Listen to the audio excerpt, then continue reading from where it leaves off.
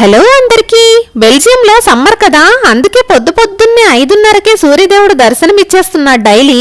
లేవగానే నా పనులు ముగించుకుని ముందు ఆయనకొక నమస్కారం చేసేసి ఇక వంట మొదలు పెడతాను. ఇది మొన్న సోమవారం లాగండి. పొద్దున్నే బాక్సులు పెట్టాలి. పొద్దున్నే చేసే వంటలో హడావడి లేకుండా నేను ఫాలో అయ్యే కొన్ని ట్రిక్స్ ఏంటంటే, కూరకి కావాల్సిన పొడులన్నీ చేసేసి ఇలా పోపుల పెట్టిలో పెట్టుకుంటాను. చూసారా, దీనిలో 3 రకాల పొడులున్నాయి. ఒకటేమో ఓట్స్ పౌడరు, ఒకటేమో పల్లి వెల్లుల్లి జీలకర్ర పౌడరు, ఇంకోటేమో నాన్ వెజ్ కర్రీస్ లోకి గ్రేవీ కోసం జీడిపప్పు గసగసాలు మసాలా దినుసులు వేసి చేసిన పౌడరు. ఇలా కావలసిన పౌడర్స్ చేసి పెట్టేసుకుంటే పొద్దున్నే వంట ఒక్క అరగంటలో అయిపోద్ది. ఈ రోజు నేను క్యారెట్ బీన్స్ ఫ్రై చేసి టమాటో చారు చేస్తున్నాను.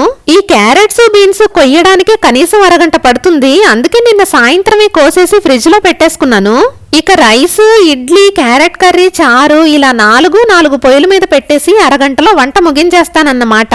వంట చేస్తూనే మా పాపని కూడా లేపేసి జడలు వేసేసి సైమల్టేనియస్ గా రెడీ చేసేస్తాను. ఇడ్లీ, రైస్ 2 ఉడికిపోయాయి. ఇక క్యారెట్ మగ్గిపోయాక కారం వేసేసి దాంట్లో పల్లి వెల్లుల్లి జీలకర్ర పౌడర్ వేసేసాను. ఇదేస్తే చాలా కమ్మగా ఉంటుంది కూర. ఇక మిగిలింది టమాటో చారు ఒక్కటే. ఈ టమాటో చల్లారే వరకు ఆగితే పుణ్యకాలం కాస్త పూర్తవుతుంది. అందుకే మ్యాషర్ తో మ్యాష్ చేసేసి చార్లో వేసేసి తాలింపు కూడా పెట్టేశాను. అన్నట్టు అడగడం మర్చిపోయాను, మీలో ఎంతమంది చార్లో బెల్లం వేసుకుంటారు? చార్లో బెల్లమా, చిచి యాక్ అని మాత్రం అనొద్దు. మా ఊర్లో ఇది మోస్ట్ ఫేమస్ రెసిపీ, బెల్లం చారు.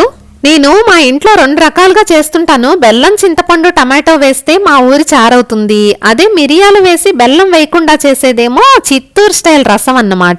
ఈ చారులో బెల్లం వేస్తే చింతపండు బెల్లం కాసేపు డిష్యం ఫైటింగ్ చేసుకుని చింతపండు పులుపు చచ్చి ఫైనల్ గా చక్కటి ఫ్లేవర్ వస్తుంది. ఒకసారి మీరు కూడా ట్రై చేయండి.